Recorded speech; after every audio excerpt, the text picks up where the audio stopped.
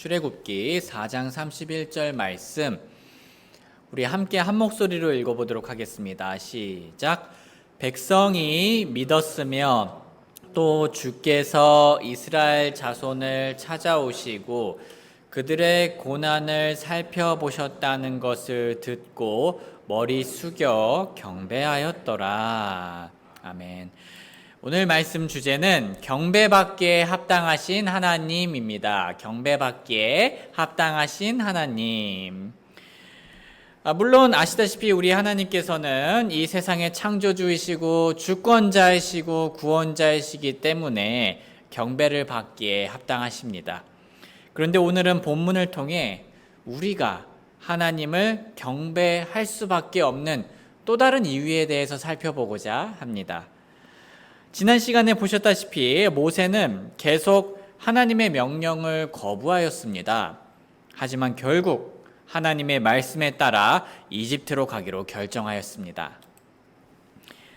출애굽기 4장 18절 모세가 가서 자기 장인 이드로에게 돌아가 그에게 이르되 원하건대 내가 가서 이집트에 있는 내 형제들에게 돌아가 그들이 아직 살아있는지 보게 하소서 하니 이드로가 모세에게 평안히 가라 하니라. 모세는 이드로에게 이집트에 간다고 말하였습니다.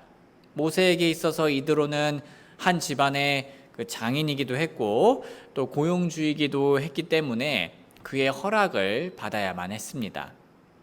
한 가지 독특한 점은 당시의 모세는 하나님과의 대화 내용을 장인에게 말하지 않았습니다. 대신 그는 단지 자신의 가족들을 확인하러 간다고만 말하였습니다. 왜 모세는 그 내용을 자세히 말하지 않았을까요? 아마 모세는 그가 모든 것을 말하게 되면 생길 수 있는 잠재적인 문제들에 대해 걱정했을 수 있습니다.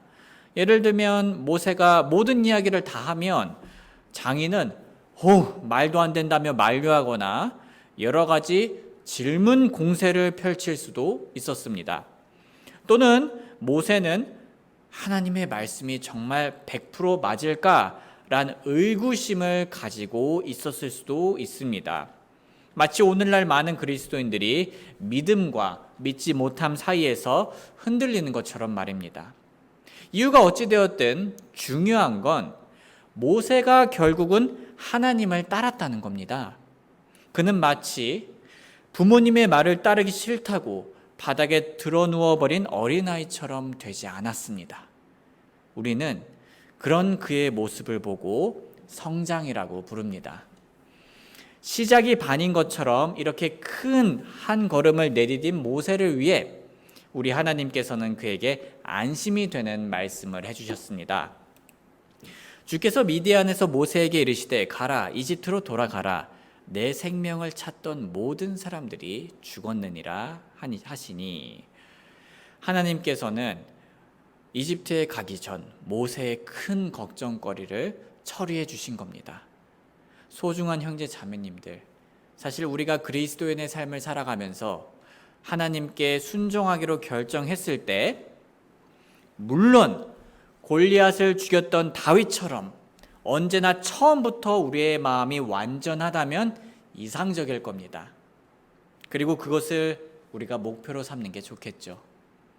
하지만 우리는 하나님의 뜻에 순종하기로 결정했을 때 다윗이 아니라 모세처럼 초조해야 할 때가 더 자주 있습니다. 솔직히 그렇지 않습니까? 하나님을 위해 취업, 직장, 결혼 상대, 자녀 양육, 노후와 같은 중요한 결정을 내릴 때는 우리는 혹시나 잘못될까 봐, 혹시나 내가 원하는 대로 안 될까 봐 더 자주 초조해하곤 합니다. 하지만 우리가 불안함에도 불구하고 하나님을 따르기로 선택했을 때 하나님께서는 그 마음을 아시고 그 기특함을 아시고 그 선택을 복 주시는 분이십니다. 또한 우리의 믿음이 잘 성장하도록 도와주시는 분이십니다. 마치 모세가 불안함에도 불구하고 하나님을 따르기로 선택했을 때 하나님께서 그의 문제를 하나씩 처리해 주셨던 것처럼 말입니다. 모세는 이런 하나님의 도우심과 함께 이집트로 향했습니다. 그리고 자신의 가족을 만나게 되었습니다. 주께서 아론에게 이르시되 광야로 가서 모세를 맞으라 하시매 그가 가서 하나님의 산에서 모세를 만나 그에게 입을 맞추니 모세가 자기를 보내신 주의 모든 말씀과 또 그분께서 자기에게 명령하신 모든 표적을 아론에게 고하니라. 이제 모세는 해야 할 일을 차근차근 해 나가기 시작했습니다. 모세와 아론이 가서 이스라엘 자손의 모든 장로를 함께 모으니라. 아론이 주께서 모세에게 이르신 모든 말씀을 말하고 백성의 눈앞에서 표적들을 행하니. 이제 이스라엘 백성들의 반응만 남았습니다. 아주 긴장되는 순간이죠. 아시다시피 40년 전 과거에는 장로들은커녕 이스라엘 사람 한 명도 모세를 제대로 따르지 않았습니다. 오히려 대적했죠.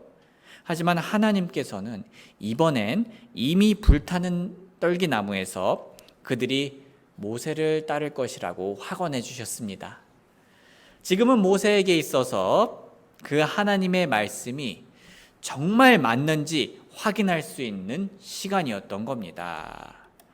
우리 한번 다 같이 읽어보겠습니다. 시작. 백성이 믿었으며 또 주께서 이스라엘 자손을 찾아오시고 그들의 고난을 살펴보셨다는 것을 듣고 머리 숙여 경배하였더라. 하나님의 말씀대로 이스라엘 백성은 모세의 말을 믿어주었습니다. 그런데 성도님들, 왜 이스라엘 백성들은 머리 숙여 경배하였을까요? 그들은 이 상황에서 왜 하나님을 경배하게 되었던 걸까요? 왜냐하면 하나님께서 그들의 고난을 살펴보셨기 때문입니다. 출애굽기 4장 31절 제가 다시 한번 읽어보겠습니다. 백성이 믿었으며 또 주께서 이스라엘 자손을 찾아오시고 그들의 고난을 살펴보셨다는 것을 듣고 머리 숙여 경배하였더라. 그들은 고난을 살펴보시는 하나님께 경배하였습니다. 형제 자매님들, 저희 아들은 아시는 분들은 아시겠지만 아파트 단지 내에 있는 어린이집에 다닙니다. 그래서 이 어린이집 아이들이 어린이집 밖으로 나올 때, 놀이터로 나올 때 아이들의 이 제잘거리는 소리가 들리곤 합니다. 그러면 저희 부부는 거실에서 바깥을 내려다보고 종훈이를 찾습니다. 스토커 같죠? 예. 그리고 사진에서 나온 것처럼 이렇게 친구들과 함께 놀고 있는 아들을 이렇게 찾아서 이렇게 봅니다. 저기 종훈이 있다 하면서요. 아마 종훈이는 이 사실을 모를 겁니다. 저희는 부모로서 항상 아이에게 관심을 가지고 틈만 나면 이렇게 몰래 살펴보기도 합니다. 그런데 평소보다 더 관심 있게 저희 아들을 살펴볼 때가 있습니다. 그건 바로 저희 아들이 아플 때입니다. 아이가 고통스러워할 때입니다. 이 사진은 예전에 종훈이가 고열로 아파서 입원했을 때의 사진인데요. 아이가 아프니까 저희는 평소보다 더 가까이 그리고 더 세심하게 아들을 살펴보았습니다. 형제 자매님들, 아버지 하나님께서는요, 자녀인 우리를 살펴보시는 분이십니다. 저희 부부는 높다면 높은 아파트 거실에서 내려다보며 아들을 살펴보았지만 우리 하나님께서는 훨씬 더 높은 곳에서 우리가 아주 잘 보이는 곳에서 우리를 살펴보십니다. 한번 같이 읽어볼까요? 시작. 주께서 하늘에서부터 바라보사 사람들의 모든 아들들을 살피시고 자신의 처소가 있는 곳에서부터 땅의 모든 거주민들을 보시는도다. 하나님께서는 이렇게 높은 곳에서만 우리를 살피실 뿐만 아니라 우리가 고통스러워할 때 가장 가까이서 우리의 마음까지 살펴보시는 분이십니다. 시편 34편 18절 우리 함께 읽어보겠습니다. 시작. 주께서는 상한 마음을 가진 자들에게 가까이 계시며 통회하는 영을 가진 자들을 구원하시는도다. 사랑하는 형제 자매님들, 하나님은 평소에도 우리를 잘 살피시지만 직장과 학교에서 그리고 교회와 가정에서 우리의 몸과 마음이 고통스러워할 때 우리를 누구보다 가장 가까이서 살피시는 분이십니다. 그런데 우리 하나님께서는 고난 당하는 자를 눈으로만 살피시는 분이 아니십니다. 그분은 우리에게 관심을 가질 뿐만 아니라 실질적으로 행동하며 지켜주시는 분이십니다. 즉 하나님께서는 고난당하는 자를 지켜주시는 하나님이십니다. 그래서 하나님은 모세를 통해 이스라엘 자손을 찾아오셨던 겁니다. 백성이 믿었으며 또 주께서 이스라엘 자손을 찾아오시고 그들의 고난을 살펴보셨다는 것을 듣고 머리 숙여 경배하였더라. 하나님께서는 왜 찾아오셨던 걸까요? 그냥 구경하러 찾아오신 게 아니었습니다. 하나님께서는 고난당하는 이스라엘 백성들을 지켜주시기 위해 찾아오셨습니다. 그런데 하나님은 이렇게 이스라엘 백성만 지켜주시는 분이 아니십니다. 구원받았을 때 이미 우리 안으로 찾아오신 하나님께서는 동일하게 우리도 고난으로부터 지켜주십니다. 시편 12편 121편부터 1절에서 3절 말씀 우리 같이 읽어보겠습니다. 시작. 내가 산들을 향하여 눈을 들리니 나의 도움이 거기서 오는도다. 나의 도움이 하늘과 땅을 만드신 주로부터 오는도다. 그분께서 내 발이 흔들리지 아니하게 하시며 너를 지키시는 이가 졸지 아니하시리로다. 성도님들, 제가 지난주에 우리 청년들하고 겨울 휴양회 관련 대화를 나누었습니다. 휴양회에 가게 된다면 무엇을 해볼까? 라는 주제로 대화를 나누다가 제가 농담으로 스카이다이빙 하면 어떨까요? 라고 말했었습니다. 그런데 청년들 중에 2사람의 반응이 정말 좋았습니다. 참고로 스카이다이빙은 이런 겁니다. 이렇게 높은 하늘에서 떨어지는 거죠. 그리고 그렇게 하늘에서 떨어지는 스릴을 이렇게 즐기다가 어느 정도 내려가면 낙하산을 이렇게 팍 핍니다. 이런 어마어마한 액티비티를 우리 청년들이 좋아한다고 말하니 저는 참 신기했습니다. 그런데 대화를 해보니 좀 이상함을 느꼈습니다. 알고 보니 청년들은 스카이다이빙을 잠시만요. 이제 사진이 좀 용량이 많으면 느리게 그렇죠. 예. 청년들은 스카이다이빙을 이런 패러글라이딩과 헷갈려 했던 겁니다. 언뜻 보면 비슷하죠. 근데 다르죠. 이제 패러글라이딩은 높은 언덕에서 이렇게 가는 거고요. 헬기에서 떨어지진 않습니다. 근데 솔직히 저는 이런 패러글라이딩을 좋아하는 것도 대단하더라고요. 형제 자매님들, 이렇게 수많은 사람들이 이런 위험해 보이는 스카이다이빙이라든가 패러글라이딩 또는 또 위험한 게 뭐가 있죠? 번지점프, 번지점프 같은 것들을 합니다. 그런데 사람들은 어떻게 그렇게 위험해 보이는 것들을 시도할 수 있는 걸까요? 물론 저는 시도를 안 하겠지만요. 왜 사람들은 그런 걸 시도하는 걸까요? 왜냐하면 안전장치가 있기 때문입니다. 그렇지 않습니까? 만약 안전장치가 없다면 사람들은 떨어져서 고통에 몸부림치다가 죽을 게 뻔합니다. 스카이다이빙이나 패러글라이딩에는 낙하산이 있고 번지점프에는 안전고리와 줄이 있습니다. 사람들은 그런 안전장치가 자신들을 지켜줄 것이라고 믿기 때문에 위험한 액티비티를 시도합니다. 사실 모세에게 있어서 이집트에 가는 것은 마치 스카이 다이빙처럼 위험하고 무섭고 긴장되는 일이었습니다. 왜냐하면 목숨의 위협을 받을 수 있는 일이었으니까요. 자칫 잘못하면 그의 인생은 절벽 밑으로 떨어질 수 있었습니다. 하지만 그는 하나님께서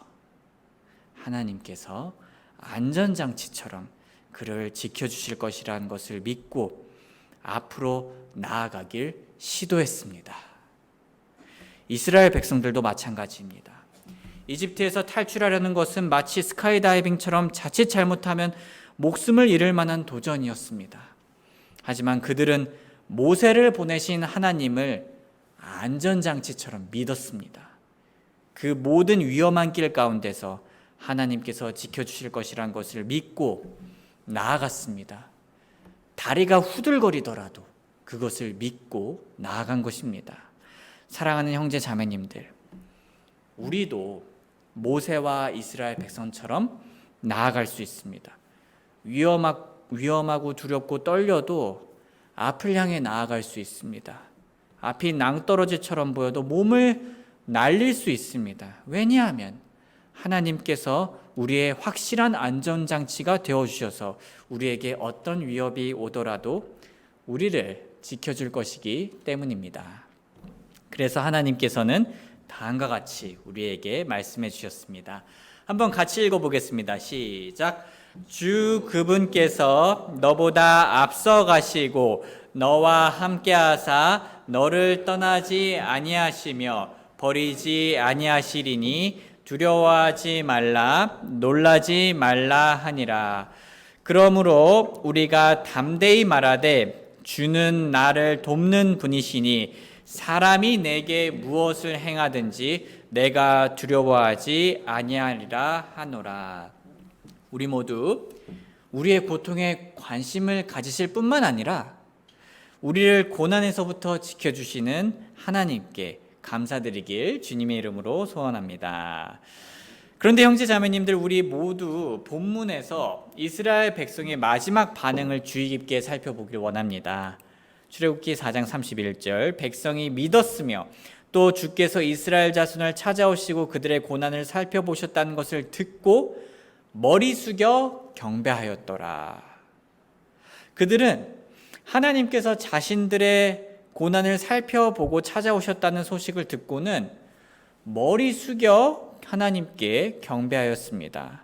심지어 그들은 아직 이집트에서 빠져나오기 전임에도 불구하고 믿음으로 하나님을 경배하기 시작했던 겁니다. 우리도 마땅히 그 본을 따라야 합니다. 우리는 우리의 고통에 관심을 가지실 뿐만 아니라 우리를 고난에서부터 지키시는 하나님께 경배를 드려야 합니다. 그것이 변치 않는 진리임을 믿으며 고난이 오기 전이나 고난 중이나 고난에서 벗어났을 때나 언제나 하나님께 경배를 드려야 합니다. 우리는 온 몸과 마음으로 하나님을 섬기고 높이고 영광 돌려야 합니다. 형제 자매님들, 아시다시피 우리 자매님들의 음식 솜씨는 정말 기가 막힙니다. 아멘. 네. 그래서 저는 가끔 자매님들의 솜씨를 교회 인스타에 올리기도 합니다. 제가 오늘 확인해 보니까요, 11명의 좋아요가 있네요. 그런데 형제 자매님들, 만약 제가 이번에 오는 주일 이제 김치볶음밥이라고 들었는데요, 그 음식을 맛있게 먹고 1층 식당에 가서 그 주방 이모님들에게 감사합니다 라고 하면 그것이 올바른 태도이겠습니까? 아닙니다. 또 다른 예를 더 들자면 우리 형제 자매님들은 점심 식사를 위해 무거운 테이블을 옮기고 세팅합니다. 그리고 오후 나눔 시간을 위해 가벼운 의자를 정리하고 등받이가 있는 무거운 의자로 또 세팅을 합니다. 이 외에도 우리 형제님들이 여러 부분에서 많이 섬깁니다. 그런데 제가 만약 저 옆에 있는 아파트 공사장에서 일하시는 분들에게 가서 존경합니다 라고 말하면 되겠습니까? 안 됩니다. 제가 지금 너무 터무니없는 걸 얘기하고 있죠. 자, 또 다른 예를 들어보죠. 만약에 경찰이 저를 도와줘서 강도로부터 저를 보호해줬다고 해보겠습니다. 근데 제가 그 경찰이 아니라 소방서에 가가지고 소방관에게 감사합니다라고 말하면 그것이 말이 되겠습니까? 말이 되지 않습니다. 우리는 도움을 받고 엉뚱한 사람을 높이거나 그 사람에게 감사해야 하거나 존경을 표시해선 안 됩니다. 사실 그거는 거의 놀리는 거죠. 아주 상식입니다. 이 상식은 하나님을 향해서도 동일해야 합니다. 하나님께서 우리의 고난에 관심을 가져주시고 하나님께서 우리를 고난에서 지켜주신다면 우리는 다른 그 누구도 아닌 누구를 경배해야 합니까? 하나님을 경배해야 합니다. 다시 말해 하나님을 높이고 하나님을 존중하고 하나님을 섬기고 찬양하고 영광 돌려야 합니다. 우리를 돌보시는 하나님은 당연히 경배받기에 합당합니다. 사실 궁극적으로는 하나님만이 경배받기에 합당하다는 표현이 더 정확하겠습니다. 왜냐하면 오늘날 우리를 지켜주는 모든 것들은 다 하나님께서 보내주시고 허락해 주신 것이기 때문입니다. 모든 보호와 안전은 우리를 지켜주시는 하나님이 근원입니다. 그러니 우리 모두 돈을 경배하는 게 아니라 명예를 경배하는 게 아니라 사람을 경배하는 게 아니라 이스라엘 백성들처럼 우리를 지키시는 하나님을 경배하길 주님의 이름으로 소원합니다. 우리 잠시 노래가 연주되는 동안 우리의 고난을 살피시고 또 지켜주시는 하나님께 감사드리는 기도 드리겠습니다.